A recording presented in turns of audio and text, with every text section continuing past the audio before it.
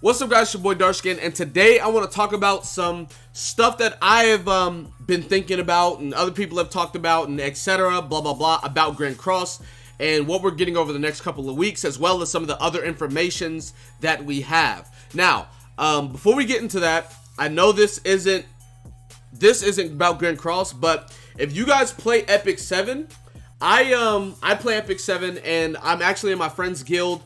And we are looking for members. We need, I want to say, what, 10 people to join the guild. I prefer if you're like level 40 plus. I mean, optimal would be level 60, 65. But I mean, if you played any decent amount or whatever the case may be and you need a guild, win pack, we're level 15 guild, nothing crazy. But yeah, I'd really appreciate it if you guys joined. I play this game on stream, if you guys don't know. If you've seen my streams, you know exactly what I'm talking about. But like I said, we need like 10 people. We actually just cleared out a whole bunch of people that were like super inactive. So we need like 10 people. If you guys want to join, just go ahead and request win pack. Like I said, I prefer it be like level 40 and above, but optimal would be level 60, 65. I mean, if you're 40 or above, whatever, just request. Just active people. All you gotta do is do guild wars and log in every day. That's all we request of you. So like, we're not like too crazy, like, you know, our guild isn't like super top tier. We're not like a top 10 guild or anything, but we do guild wars every day. We do log in every day. We help each other out. We donate, all that stuff. So if you guys are interested in that, I'd greatly appreciate it. Like I said, the name's WinPack. You can go ahead and request and join and everything like that. So anyways, now that we got that out the way, Zeldris. I didn't realize this when I first went over patch notes, but thinking about it now and thinking about what a lot of people have said, if you guys don't know, the PvP rules, right? So 824 through 30, unaffected by attribute effects. So there's no type advantage, no type disadvantage, right? That's whatever. Now, week 1, 100% week 1 is for Lost Vein Meliodas, right? They basically want everyone to crit so that Lost Vein gets his card buffs. That's literally 100%.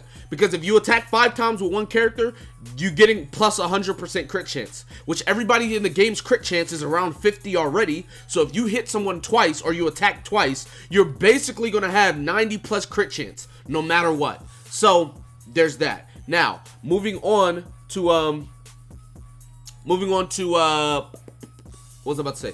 Moving on to the next one. Week 2. Fills the ultimate move gauge by 1 orb every time a debuff is applied during the enemy turn. That could be anything. That doesn't have to be a specific character. That could almost be anything. Week 3. Cannot use recovery skills. They're clearly targeting King and Lilia, right? So, there's that. Then, week 4, increases crit damage by 70%. I didn't think of this at the time simply because it's like, oh, well, Lost Vein Meliodas crits, so obviously Lost Vein Meliodas is the reason why they're doing this. No. This is most likely, it says week 3, but it's week 4. This is most likely gonna be for Zeldris. Zeldris is probably coming in the 4th week of September. Which is crazy. I mean, they could drop anybody. They could drop Lost Vein, Easton and Mono, Gloxinia, or Gloxinia. They could drop anything. But all I know is, man, this week 4, bro, is probably going to be Zeldris. Now about Zeldris, going over Zeldris, I do want to preface this by saying Zeldris is one of the best units in the game. And I don't say that out of liking the character. I don't say that out of, I'm talking about Red Zeldris. But anyways, so Red Zeldris is like top tier, super top tier. Blue Zeldris is really good as well, super fun. He's a lot more fun than Red Zeldris, but they're both amazing. They're probably the best 2 when it comes to double commandments. And what I mean by that is, Red Esteros is bad, Green Esteros is good. Red Darieri's good, Green Darieri's not that good. Both Zeldris are amazing. Let's just get that out the way. Anyways, 160% damage, 240% damage, 400% damage. Spike being double crit damage. So he's going to be doing double his crit damage. Crit damage is 140. He's going to be doing 280 as far as crit damage. Moving on to a second card. Inflicts despair 100%, 150, 250. Despair is recovers 15% of diminished HP upon successful critical strike. So if you crit, this is an AoE card. If you hit anybody and they crit, because you're going to hit 3 people, right? If it crits one of them, you get 15%. So it doesn't matter if you miss 2. If you crit, you're getting it. All right. This is the exact same cards as that Levi has. They have the exact same cards. Moving on to his ultimate. Inflicts spike damage equal to 560% damage. This is so good.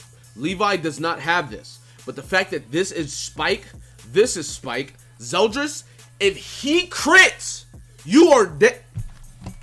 Look, let me just continue, man. I'm telling you, man, I love Zeldris.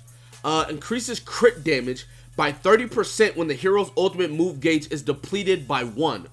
Limited to 3 times, meaning that except depletion due to own ultimate move. So basically, if your ult gauge goes down, it doesn't matter. If you make it go down, if the enemy takes an ult gauge away, whatever the case may be, you get crit damage up to 90%. His commandment removes buffs from allies and enemies that move skills and depletes the ultimate move gauge orbs by 1. So if you get petrified and you move a card with that unit, they out of it. Also, keep in mind they lose a ult gauge orb though. They lose 1 ult gauge orb. The thing about that is Zeldris wants to lose ult gauge because he's getting crit damage for it. He doesn't even need his ult because this card hits like nobody's business. I'm telling you, this card is ridiculous. It doesn't make sense. On top of Zeldris has one of the highest combat classes in the game, like base stats, base level. Trust me when I tell you, he's disgusting. Moving on to Red Zeldris, which is the better Zeldris. Not necessarily the more fun, like the Blue Zeldris is a lot more fun.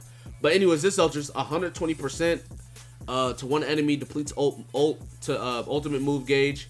300% depletes 1 ultimate move gauge. 450 depletes 3 ultimate move gauge. Same attack card as Red Helbram and Green Merlin. Same exact thing. Moving on to a second card. 220% damage to 1 enemy. Disables recovery skills for 1 turn. 220 disables recovery skills for 2 turns. 360 disables recovery skills for 2 turns. This is the exact same thing that Red Arthur has. So not only he's all utility, but like it doesn't stop there. You're gonna see how dumb he is. So not only does he take away ult gauge, not only can he stop you from healing or cleansing, his ultimate obviously has spike on it, his commandment, same commandment, but his passive increases basic stats of all allies by 6% for every ally and enemy in battle possessing a commandment. So, meaning if you have 2 commandments on your team, you are getting 12% to your entire team. Now, let's say you have 2 commandments and the enemy team has 2 commandments. You're getting 24% to your entire team worth of stats. Now, keep in mind, let's say you're running 4 commandments. That's 24%, right? Now, let's say you're running 4 commandments and the enemy team is running just Zeldris, Red Zeldris. You are getting 30% to all stats. And his entire team is also getting 30% to all stats. Because the factor is Zeldris. Zeldris needs to be on the team, and then it factors in commandments of allies and enemies. So, if you're running 4 commandments, and the enemy team has just Zeldris, no commandments, that team still gets all the stats, because they're running Red Zeldris. So keep that in mind. Granted, I mean, it doesn't matter, you're getting the stats too, and if you kill Zeldris, all those stats disappear. His passive doesn't activate if he's dead. So, there's that. But I'm telling you, Zeldris, amazing unit. He's going to be a problem. Lost Vein is a problem. Zeldris is supposed to be the Lost Vein counter, so to speak, because, you guys know how, Lost Vein Meliodas has no crit resistance, right? Crit resistance is 0.